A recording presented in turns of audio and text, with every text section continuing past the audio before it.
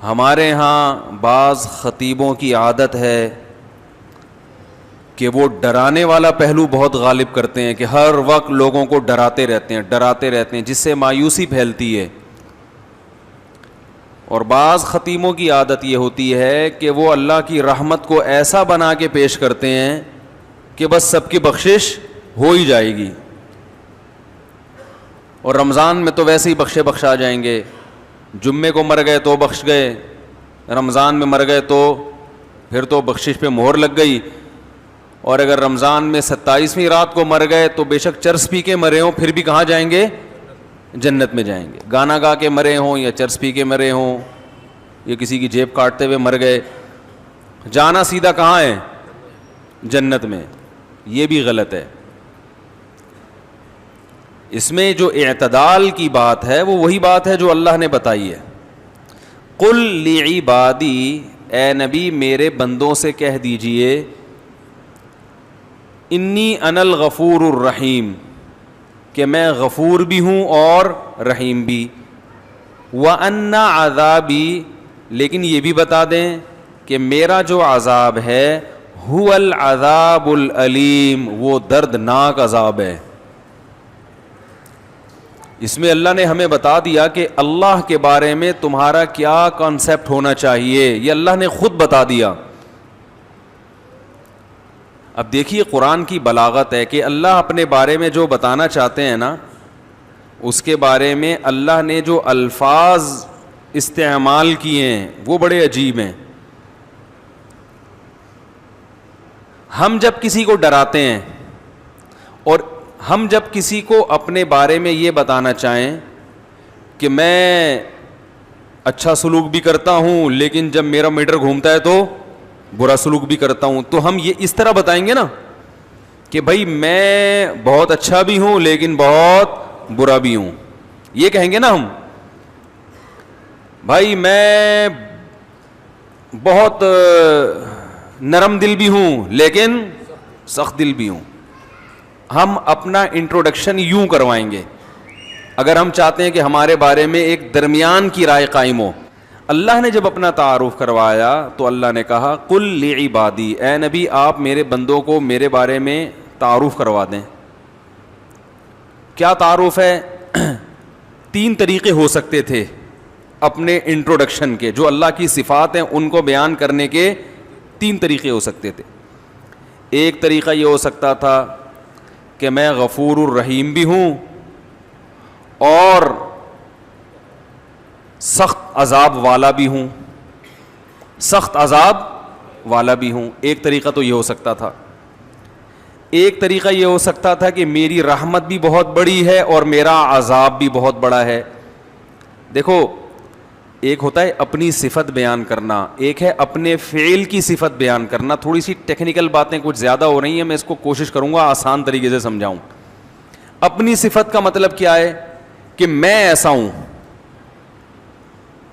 اور اپنے عمل کی صفت کا مطلب میرا عذاب ایسا ہے, میں جیسا مرضی ہوں چھوڑو اس کو, میرا عذاب کیا ہے ایسا خطرناک. دوسرا رحمت کو یوں بھی بیان کیا جا سکتا ہے میں رحیم ہوں, اور ایک طریقہ یہ کہ اپنی صفت نہیں بلکہ میری رحمت ایسی ہے. بھائی نتیجہ تو دونوں کا ایک ہی نکلے گا نا, لیکن فرق کیا ہے, ایک میں اپنا تعارف کروایا جا رہا ہے, ایک میں اپنے فعل کا تعارف کروایا جا رہا ہے, اپنے عمل کا. ارے بھائی جب کسی کو دھمکی دیتے ہو ایک بولتے, ایک طریقہ یہ کہ میں بہت سخت آدمی ہوں, اور ایک ہے میرا چماٹ بہت سخت ہے. اب سمجھ میں آئے گا جو میں کہنا چاہ رہا ہوں, میرا جھانپڑ بہت ٹائٹ ہے. ایک طریقہ یہ ہے نا, بھائی کوئی پیسے نہیں دے رہا آپ کے, 1 لاکھ روپے لے کے بھاگا ہوا دے نہیں رہا, آپ جاؤ گے اس کے گھر بیل بجاؤ گے, بھائی جان ذرا 25ویں دفعہ آپ کے گھر آ رہا ہوں ذرا باہر آئیے. جی کیا کام ہے جی؟ بھائی بات یہ ہے کہ میں 25ویں دفعہ پیسے مانگنے کے لیے آ رہا ہوں آپ کے گھر میں. وہ کہہ رہا ہے یار اصل میں ایکچولی مسئلہ, جیسے کہ لوگ کرتے ہیں, ایکچولی مسئلہ یہ ہے کہ وہ ابھی میرے پیسے بھی نکلے نہیں ہیں, کھلے نہیں ہیں, یا کیا ہے, کوئی بھی ٹاپک کرا دے آپ کو, تو آپ اسے 2 طریقوں سے دھمکی دے سکتے ہو. ایک تو یہ کہ تجھے پتہ نہیں ہے کہ میں کون ہوں, میں بہت سخت آدمی ہوں, اور ایک یہ کہ میرا چماٹ بیٹا تو نے ابھی میرا جھانپڑ کھا کے دیکھا نہیں. یہ دھمکی دینے کے دو طریقے ہو گئے, ایک اپنی صفت کو بیان کیا جا رہا ہے کہ میں ایسا ہوں, اور ایک اپنے عمل کو کہ میرا چماٹ ہے بھائی وہ ایسا ہے.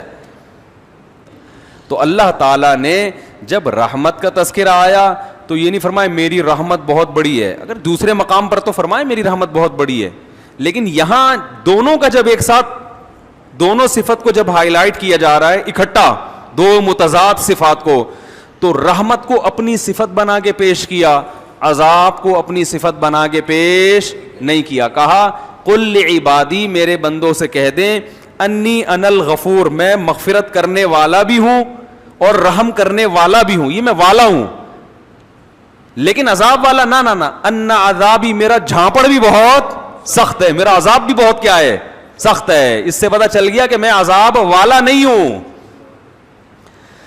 آئے ہائے ہائے ہائے, بہت مشکل ہے سمجھانا بھائی, میں عذاب والا نہیں ہوں, لیکن کبھی کبھار جب عذاب دیتا ہوں تو پھر ہلکا جھانپڑ بھی لگا دیتا ہوں میں کبھی کبھار, پھر وہ جھانپڑ بہت سخت ہوتا ہے, وہ مکہ بہت سخت ہوتا ہے, وہ عذاب کا کوڑا بہت سخت ہوتا ہے.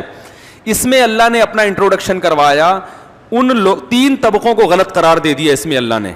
وہ طبقے جو ہر وقت اللہ کی رحمت ہی کو بیان کرتے ہیں اور لوگوں کو یعنی بے خوف کر دیتے ہیں کہ بس سب کی مغفرت ہونی ہے, رمضان میں مر گئے چرس پی کے مر جاؤ, کچھ بھی کر کے مر جاؤ, یتیم کا مال کھا لو, بہنے کی وراثت دبا کے بیٹھے ہوئے ہو, حج پہ کر جاؤ گے سب معاف ہو جائے گا, اور جناب مہر کھا گئے, اور جناب وہ ابا سے بھی تمیز سے بات نہیں کر رہا, اماں سے بھی تمیز سے گانے بھی گا رہے ہیں, اور پتہ نہیں کیا کیا ہو رہا ہے. بس اللہ بڑا غفور رحیم ہے, یہ تسبیح پڑھ لو وہ تسبیح پڑھ لو اور اللہ تو معاف کر دے گا, سب کچھ معاف کر دے گا, بس حقوق العباد معاف نہیں کرے گا. بعض لوگوں نے یہ کہا کہ کیوں بھائی حقوق العباد, حقوق اللہ بھی اللہ نے کہا کہ میں معاف نہیں کروں گا جب تک پکی توبہ نہیں ہوگی اور آئندہ نہ کرنے کا عزم نہیں ہوگا. ہاں حقوق العباد میں یہ ہے کہ صرف اللہ سے توبہ ضروری نہیں ہے, مخلوق سے معافی بھی ضروری, لیکن دونوں کا مسئلہ برابر ہے. حقوق اللہ بھی معاف نہیں ہوتے جب تک پکی توبہ نہ ہو.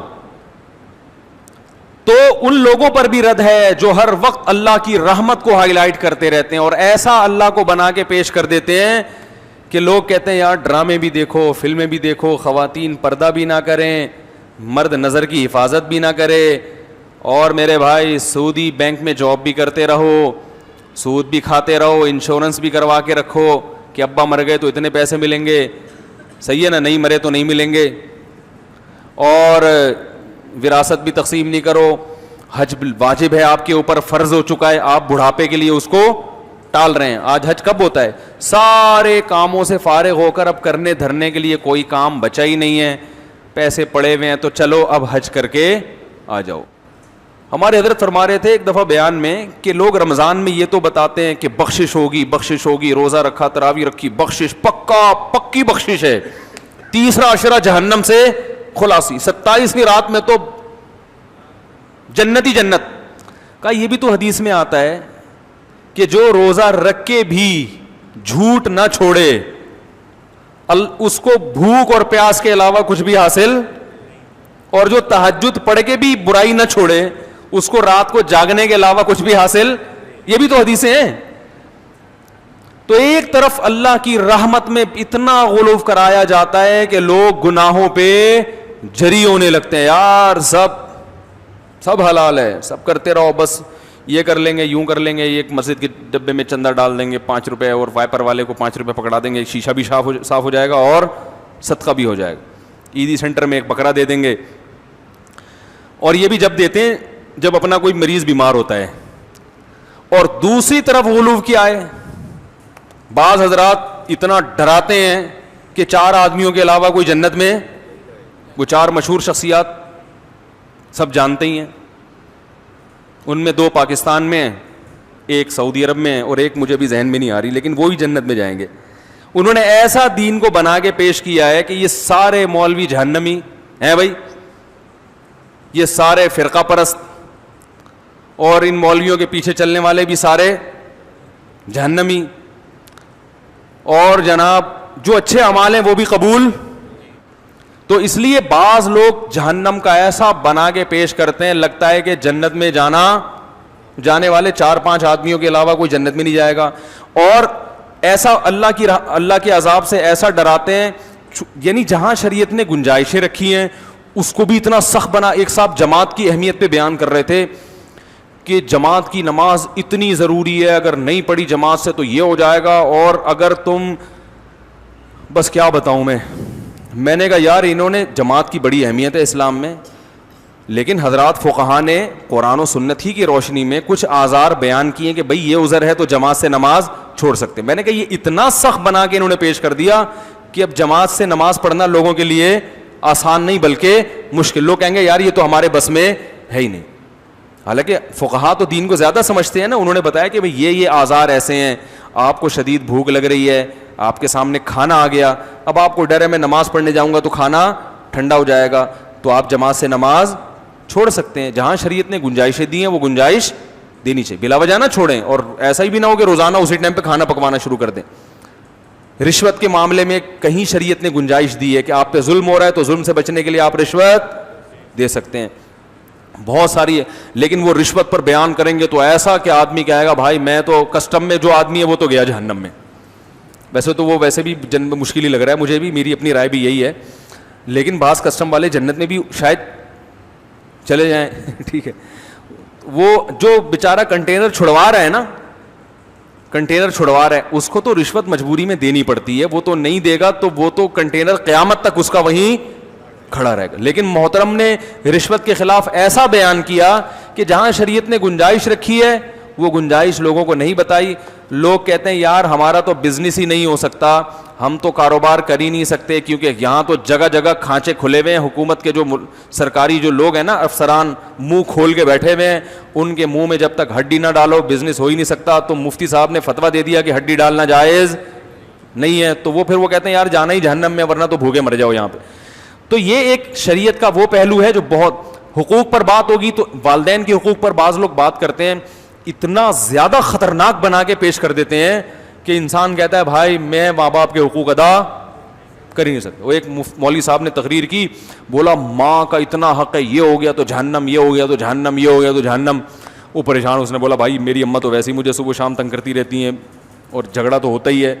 اب اس نے جا کے اماں کو جان سے ہی مار دیا. اس نے بولا یار جان سے کیوں مارا؟ اس نے بولا بھائی ان کے حقوق ادا کرنا میرے بس میں, آج میں نے بیان سنا اتنے خطرناک حقوق ہیں, میں نے کہا حقوق کا اڈا ہی ختم کر دو. بھائی نہ یہ رہیں گی نہ ان کے حقوق رہیں گے. تو اتنا خطرناک بنا کے پیش کرتے ہیں. حالانکہ جہاں اسلام نے ماں باپ کے حقوق بیان کیے ہیں وہیں ایک باؤنڈری بھی کھینچی ہے کہ اس سے اتنے ہیں, اس سے زیادہ بولو بھائی نہیں ہے. دو انتہائیں ہیں, تو اس میں اعتدال کا راستہ کیا ہے بھائی؟ اللہ کی ذات کے دونوں پہلو ہیں, عذاب بھی ہے اور رحمت بھی ہے, لیکن یہ بالکل برابر برابر نہیں ہے. رحمت والا پہلو عذاب والے پہلو پر غالب ہے. تبھی اللہ نے رحمت کو ہائی لائٹ کیا, میں غفور بھی اور میں رحیم بھی, لیکن عذاب کے بارے میں فرمایا میرا جھانپڑ بہت سخت ہے. یعنی میں ایسا ہوں نہیں, لیکن مجھے مجبور نہ کرو, اگر میری نافرمانی کی تو میں عذاب بھی دے دوں گا. تو رحمت غالب کیسے ہے؟ ایسے غالب ہے کہ نیکی کا ثواب بہرحال ملتا ہے اور وہ بہت کم ضائع ہوتی ہے, بہت اس میں ضائع ہونے کا آپشن کم ہے. جبکہ گناہ کا عذاب لازمی نہیں ملتا, اس میں توبہ کا دروازہ کھلا ہوا ہے. توبہ کر لو گے تو معاف ہو جائے گا, توبہ نہیں کرو گے تو پھر اللہ کا کوڑا بہت سخت ہے. فرمائے ان ربک لبالمرصاد, تمہارا رب گھات میں بیٹھا ہوا ہے نافرمانوں کو پکڑنے کے لیے. ایک ایک چیز نوٹ کر رہا ہے, ایک ایک چیز دیکھ رہا ہے. اللہ تعالی ہمیں اپنے عذاب سے بچائے.